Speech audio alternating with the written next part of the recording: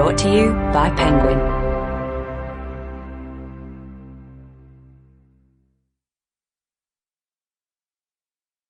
The Science of Discworld by Terry Pratchett, Ian Stewart and Jack Cohen.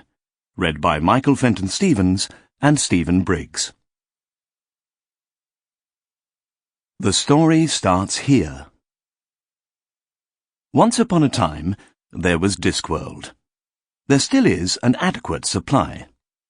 Discworld is the flat world carried through space on the back of a giant turtle, which has been the source of, so far, novels, 4 maps, an encyclopedia, 2 animated series, t-shirts, scarves, models, badges, beer, embroidery, pens and posters, and probably, by the time this is published, talcum powder and body splash. If not, it can only be a matter of time. It has, in short, become immensely popular. And Discworld runs on magic. Roundworld, our home planet, and by extension the universe in which it sits, runs on rules. In fact, it simply runs. But we have watched the running, and those observations and the ensuing deductions are the very basis of science. Magicians and scientists are, on the face of it, poles apart. Certainly a group of people who often dress strangely, live in a world of their own, speak a specialized language, and frequently make statements that appear to be in flagrant breach of common sense, have nothing in common with a group of people who often dress strangely, speak a specialized language, live in... Perhaps we should try this another way. Is there a connection between magic and science? Can the magic of Discworld, with its eccentric wizards, down-to-earth witches, obstinate trolls, fire-breathing dragons, talking dogs and personified death, shed any useful light on hard, rational, solid, earthly science? We think so. We'll explain why in a moment, but first, let's make it clear what the Science of Discworld is not. There have been several media tie-in the science of books, such as the science of the X-Files and the physics of Star Trek. They tell you about the areas of today's science that may one day lead to the events or devices that the fiction depicts. Did aliens crash land at Roswell? Could an antimatter warp drive ever be invented? Could we ever have the ultra-long-life batteries that Scully and Mulder must be using in those torches of theirs?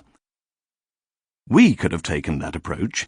We could, for example, have pointed out that Darwin's theory of evolution explains how lower life forms can evolve into higher ones, which in turn makes it entirely reasonable that a human should evolve into an orangutan, while remaining a librarian, since there is no higher life form than a librarian. We could have speculated on which DNA sequence might reliably incorporate asbestos linings into the insides of dragons. We might even have attempted to explain how you could get a turtle 10,000 miles long. We decided not to do these things, for a good reason. 2 reasons. The first is that it would be, dumb. And this is because of the second reason. Discworld does not run on scientific lines. Why pretend that it might? Dragons don't breathe fire because they've got asbestos lungs. They breathe fire because everyone knows that's what dragons do. What runs Discworld is deeper than mere magic and more powerful than pallid science. It is narrative imperative, the power of story. It plays a role similar to that substance known as phlogiston, once believed to be that principle or substance within inflammable things that enable them to burn. In the Discworld universe, then, there is narrativium. It is part of the spin of every atom, the drift of every cloud. It is what causes them to be what they are, and continue to exist, and take part in the ongoing story of the world. On Roundworld, things happen because the things want to happen. In a manner of speaking, they happen because things obey the rules of the universe.